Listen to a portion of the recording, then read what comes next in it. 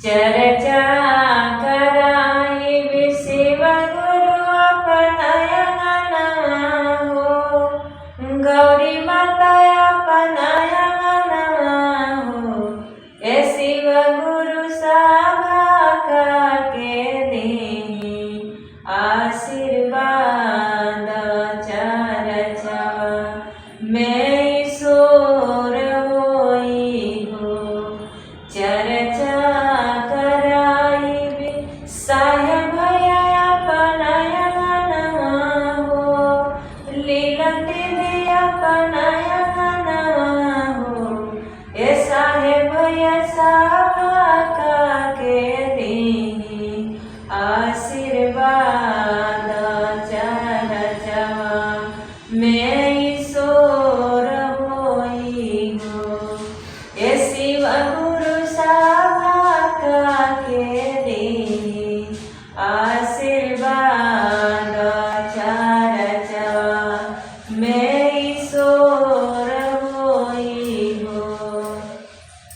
चर्चा के गीतिया सुनी के बसा भी नाचेला, ए शिव गुरु नगो भी नाचेला, ए शिव गुरु हमारा के देहि आशीर्वाद तो साथ में सारा देवता भी नाचेले, ए शिव गुरु हमारा के देहि आशीर्वाद तो साथ में सारा देवता भी नाचेले।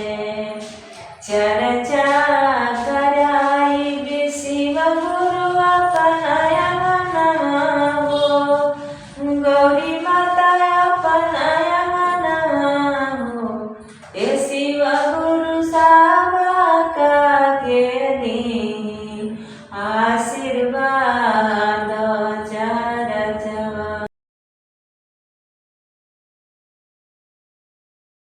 हमारे वीडियो देखने के लिए धन्यवाद। कृपया हमारे चैनल को सब्सक्राइब करें।